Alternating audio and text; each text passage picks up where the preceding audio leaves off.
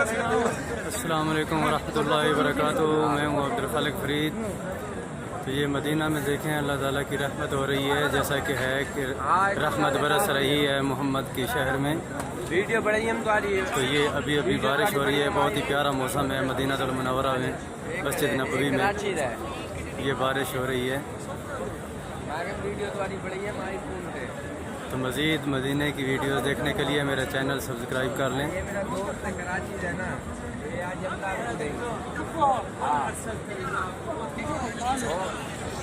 ये कहाँ गुलशन में रहते ना, गुलशान इजरा में। कितना खूबसूरत प्यारा मंजर है।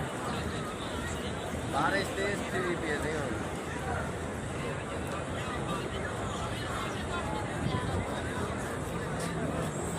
पता दुनिया का हर बंदा हमने बड़े बड़े बंदे